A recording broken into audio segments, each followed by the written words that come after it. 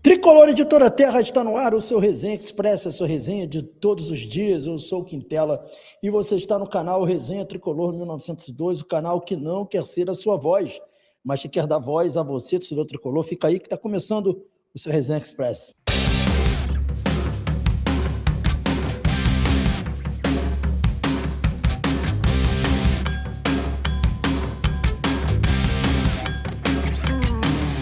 Resenha Express voltando e agora em definitivo eu peço aos amigos e às amigas para se inscrever no canal, ativar o sininho das notificações e deixar o seu like. Fazendo isso, você diz ao YouTube que esse conteúdo aqui é bacana, ajuda a gente a distribuí-lo a mais pessoas, mas para fazer esse conteúdo chegar a mais pessoas, o hype é fundamental. Então não esqueça de deixar o seu hype. Como é que você deixa o seu hype? Você vai lá no comunicado, puxa o comunicado para o lado, e aí, comentário para o lado, clica na opção hypar e aí você dá um hype no nosso vídeo. O hype é gratuito, você não paga nada e ajuda o Resenha a chegar a mais tricolores. Então fica esse pedido a vocês aí, galera, tá bom? Do hype, tá? E ó, hoje tem bastante notícias do Fluminense, muita notícia mesmo. E se prepare aí, porque eu acho que vai ser um vídeo grande aqui, né? E como a gente não perde tempo, não enrola, não faz nada disso, a gente já começa falando sobre Lelê, tá? Por que a gente está falando de cara aqui sobre o jogador Lelê? Porque o Lelê vinha negociando com o Vitória, vocês sabiam disso, né? Tanto é que ele não teve oportunidade no Campeonato Brasileiro, falava-se até na possibilidade do Lelê ter oportunidade durante o Campeonato Brasileiro, no Campeonato Carioca, dele ter oportunidade durante o Campeonato Carioca, e aí a gente até falou, olha, o Lelê agora vai ter chance no Carioca, e tipo assim, de repente ele pode ser que ele mostre mais alguma coisa, ele foi relacionado para uma das partidas, falou-se, por exemplo, né, na possibilidade, inclusive, do Lelê, o próprio Lelê falou da oportunidade de que ele teria ali no Fluminense, que ele teria que abraçar a oportunidade, enfim. Acabou que ele começou a negociar com o Vitória e não rolou negócio. O Vitória desistiu da contratação do jogador do Fluminense, e tem aqui a matéria falando sobre isso. Ele entrou contra o Boa Vista, é verdade? Lembrei agora que ele chegou a entrar na partida contra o Boa Vista, mas a situação é essa. Segundo a Central Fluminense, após algumas sondagens, a Vitória decidiu não avançar nas tratativas pela contratação do Lelê, que pertence ao Fluminense. Vale destacar que a informação do interesse tinha sido divulgada inicialmente pelo Globo, né? O jornal Globo, e com isso, uma informação ainda mais importante também, com isso, né, com essa desistência aí do Fluminense, o que está acontecendo é que o jogador não deve continuar no clube. O clube já informou aos representantes do atleta que ele não está no plano, não está nos planos para a temporada 26. E é aquilo que a gente sempre fala, né? Eu preferia mil vezes, isso é um pouco exagero, mas eu preferia testar o Lelê do que o Everaldo, por exemplo. Tá? Mas, enfim, o Lelê está fora dos planos e vamos ver. O Everaldo, pelo visto, continua nos planos até que apareça um outro clube. Complicado, mas faz parte.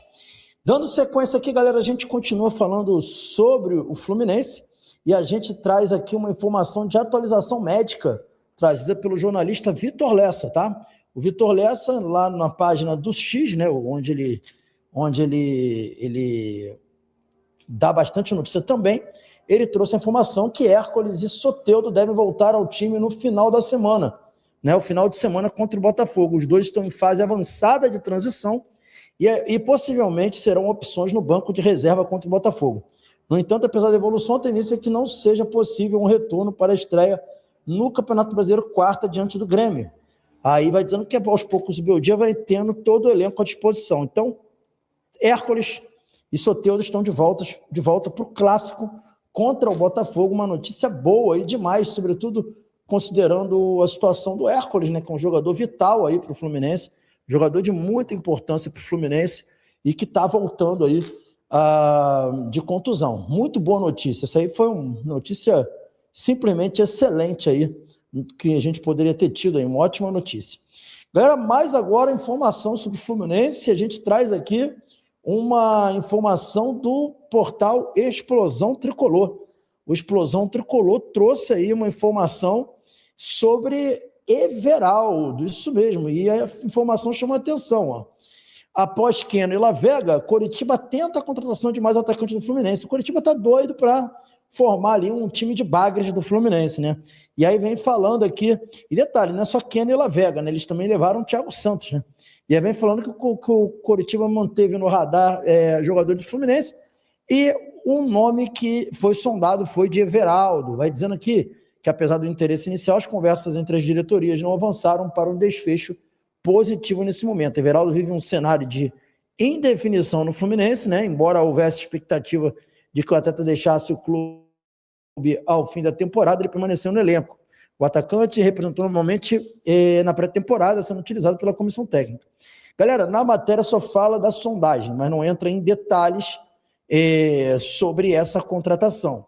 E aí, ontem à noite, surgiram no chat do Resenha, e eu não posso confirmar essa informação, porque não é uma apuração, são falas de torcedores, né, de que o Coritiba teria oferecido pagar 150 mil pelo Everaldo. Não sei até que ponto isso é real, tá? Então, deixar isso muito claro aqui.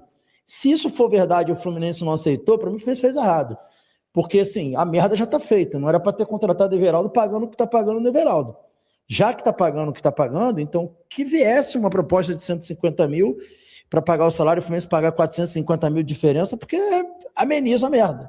Você não teria problema desportivo, porque você não precisaria escalar um jogador horroroso como Everaldo e deixaria outro clube escalar até o final do ano, se resolveria esse problema. Enfim, mas o Fluminense não pensou assim, lembrando que eu não sei se essa informação procede, tá bom, galera? A gente está falando aqui, mas a gente não tem. Foi o que a gente está ouvindo nos chats aí. Eu nem apurei, não tenho nenhuma informação a respeito disso como verdade absoluta ou algo do tipo, tá bom? Então, informação trazida pela Explosão Tricolor diz que Coritiba sondou por Everaldo. Mais uma informação aqui, galera. Hoje o GE divulgou, toda a imprensa divulgou no geral, que o Fluminense renovou o contrato do Kevin Serna até final de 2028. Conseguiu fazer uma extensão de contrato. Foi um acontecimento excelente para o Fluminense, tá? O Fluminense nota 10 nesse processo de negociação. O Fluminense agiu rápido, né? O empresário dele está tentando arrumar time para ele. O Boca Júnior ofereceu proposta, o Fluminense foi lá, não aceitou e aumentou o salário e fez um novo contrato até o final de 28. Bom para o Fluminense, bom para o Kevin Serna. Todo mundo sai ganhando nessa história. O Kevin Serna é um bom jogador, sempre gostei do Kevin Serna, nunca entrei nessa onda de achar que ele é um bagre, nunca caí nessa onda de achar que ele é um bagre, pelo contrário, fiquei muito impressionado quando ele jogou contra o Fluminense, naquela partida no Maracanã, Alianza Lima e Fluminense, que ele jogou bem pra caramba, né? Inclusive acho que ele faz um dos gols, ele dá um drible desconcertante no André. Enfim, é um bom jogador que ainda tem margem para evolução. Então, na minha opinião, é uma renovação excelente para o Fluminense, tá? Gostei muito dessa renovação de contrato aí do Kevin Serna. Galera, dando sequência, uma notícia um pouco desagradável, né? O jornalista do Grupo Globo, Marcelo Barreto, que faz parte do Sport TV, infelizmente ontem teve uma fala muito infeliz e muito bizarra, podemos dizer assim, para um jornalista experiente, anos de carreira, chegar e dizer que a comemoração do urso do John Kennedy tem relação com crime organizado. Esse é um negócio completamente estapafúrdio, absurdo, e mais absurdo ainda, vindo da boca de um jornalista experiente. Por quê? Eu não sou jornalista de profissão formado como ele, né? Eu sou um cara que tenho um certificado de jornalista.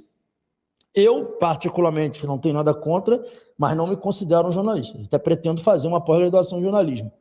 Mas, assim, é muito bizarro um cara com a experiência dele não apurar, não procurar saber de onde veio isso, ouvir isso de uma pessoa e não apurar com outras fontes para saber se isso procede. Né? É inacreditável, irresponsável e o que é mais bizarro. Ele é um desses caras, desses jornalistas que tem no mundo hoje, aqui, principalmente aqui no Brasil, que gosta de ficar cagando regra para os outros, tentando impor norma de conduta moral e ética. Né? É um desses caras que gostam de ficar pregando bons costumes, moral e ética na internet. Adora, na televisão, desculpa. Adora, né? Adora. Mas tem teto de vidro. Né? O cara que faz uma aberração dessa daí não tem moral nenhuma. Não tem moral nenhuma, entendeu? Então, por isso que assim, o mundo de hoje, as pessoas têm que ter um pouco de cuidado com esse negócio de querer ficar cagando regra para os outros. Dizendo para os outros como que os outros têm que ser. Porque quem faz isso não pode ter teto de vidro. Quem faz isso não pode vacilar. Então, o cara faz uma porra dessa e comete um vacilo bizarro desse, amador, quase que um amadorismo assim extremo, sabe? Inacreditável, não tem nada a ver com um bandido, com crime, com nada a ver.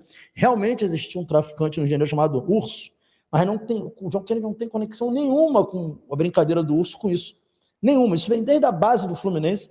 É um negócio assim, lamentável, bizarro, mas está aí, né? Infelizmente, mais uma fala daqueles que gostam de dizer para os outros como os outros têm que ser, mas na hora de agir, age desse jeito, e aí a gente vê que é tudo uma grande hipocrisia.